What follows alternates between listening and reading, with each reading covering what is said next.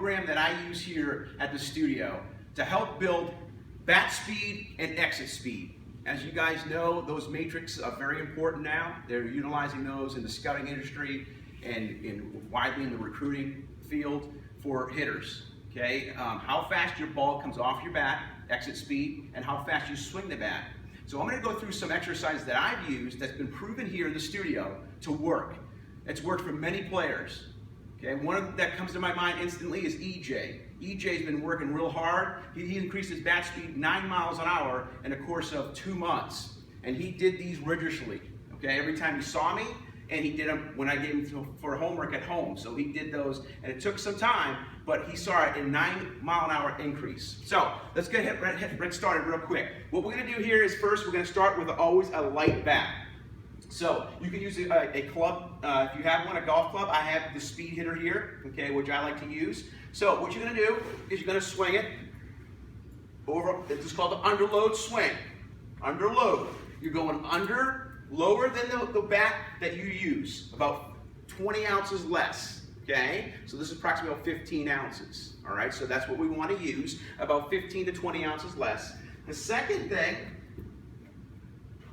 is overload, okay? So we did underload, which is that. Now we're gonna go overload 15 to 20 ounces from your normal bat. So this is 55 ounces, and I'm gonna swing that. And we're gonna do this about 2 or 3 sets.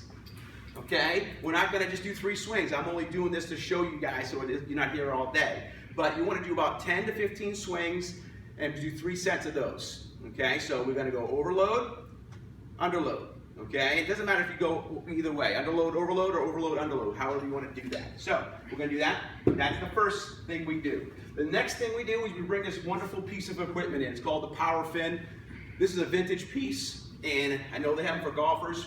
But this is a powerful thing. It goes through ear resistance, which you'll hear when I swing, and it actually gives you about 40 pounds of ear resistance. Okay, so when you go here, you're going to go ahead. It's not that heavy.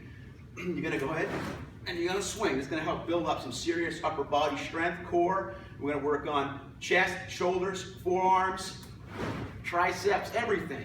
Okay, as you're doing this, I'm creating some serious wind right now. So if you're in front of me, you're going to be feeling that breeze, okay? Outstanding device. We call it the Power Fin, okay? That's the second thing we do in our bat speed program, exit speed building program. Now, the third thing is called the Power Core 360. Okay, this is a really cool device. What we're going to do now is we're going to actually take some swings, and you can use this on soft toss or live hitting or tee. But I'm just going to do a dry swinging today to show you guys. But we're going to hook this up to a anchor point, which is going to be the fence right here. And we're going to be swinging it, and this is going to come in 2 different size bands. I'm going to be using about the 40 to 50 pound resistance band today to show you guys, but you can use a lighter one as well for the younger guys. So what we're going to do here is we're going to actually, let's hook it up right over here on any type of anchor point, okay? And what you want to do is you really want to work on swinging and really staying steady after you swing. So you don't want to have this thing pull you back. So when you swing, you want to have a good stabilization after, staying steady, staying core tight.